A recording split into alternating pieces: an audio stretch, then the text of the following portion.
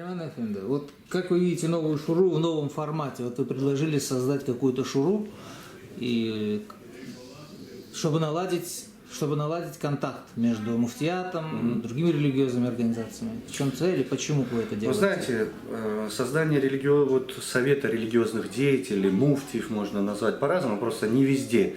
У нас в диаспоре есть муфти, есть там авторитетные имамы, есть какие-то лидеры религиозные и так далее. Имеет логику по различным причинам. Одна из первых – это мы в 2010 году, не в 2000, да раньше, по-моему, даже, да, то есть мы создали Всемирный конгресс крымских татар. Это более такой общественно-политический орган. Он фактически не затрагивает религиозную сферу из-за ее специфики, из-за ее особенностей внутренней организации, вообще идеи и так далее, и так далее.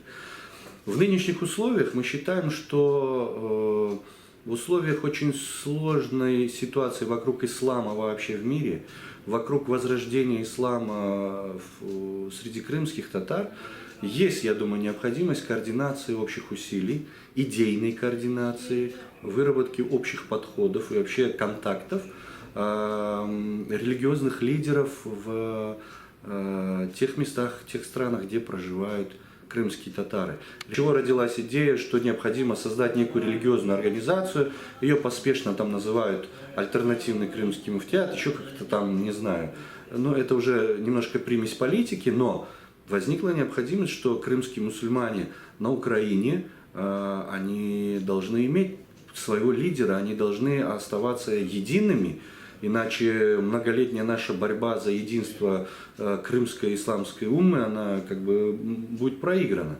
Те религиозные лидеры или организации, которые существуют в Украине, не совсем отвечают нашим потребностям, потому что, с одной стороны, там есть представители неких исламских течений, нас это не устраивает, потому что мы приверженцы традиционного ханафитского мазхаба и не сворачиваем с этого пути. И с другой стороны, исламское возрождение для нас играло также или являлось частью нашего национального возрождения. Это неразделимые части, и поэтому Духовное управление мусульман Крыма, оно выполняло не только религиозную функцию, но некую такую общественную, идеологическую, объединительную функцию. А сейчас она не выполняет эту функцию?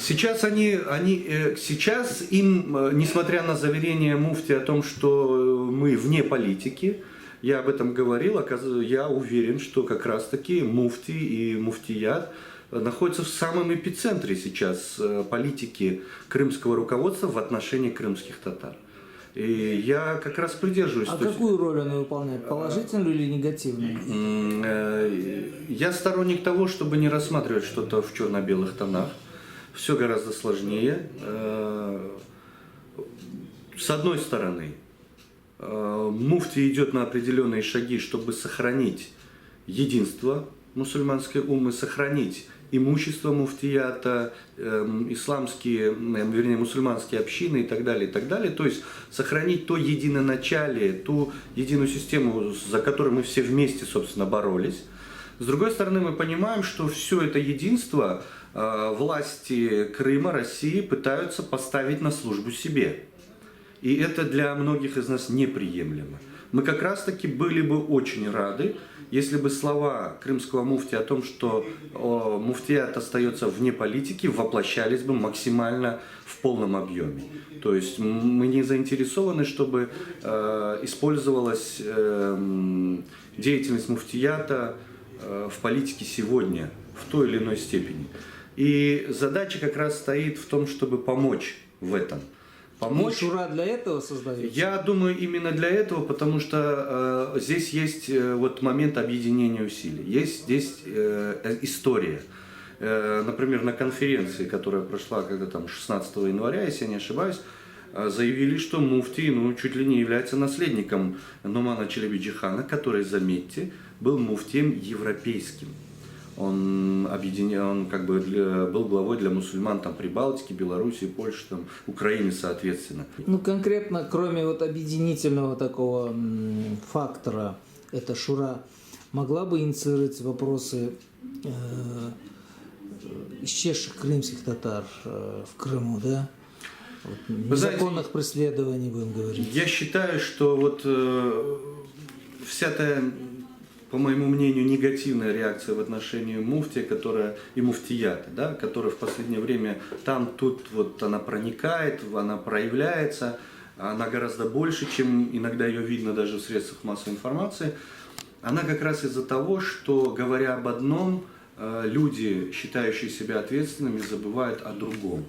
То есть никто же не говорит делать каких-то резких движений, но выразить обеспокоенность, открыто заявить, что происходят несправедливые, неправильные вещи, люди должны. Это касается как политиков, которые считают, что они что-то делают для народа, это касается всех людей, которые считают себя лидерами, в том числе и духовными лидерами.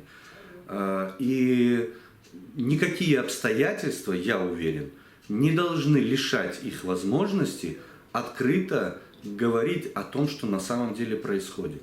Никто не говорит, что при этом надо обвинять государство, какие-то службы и так далее, но открыто выразить обеспокоенность, потребовать решения этих проблем, я думаю, это согласно всем законам, всем конституционным правам любого нормального государства. Вы считаете, муфти это не делает?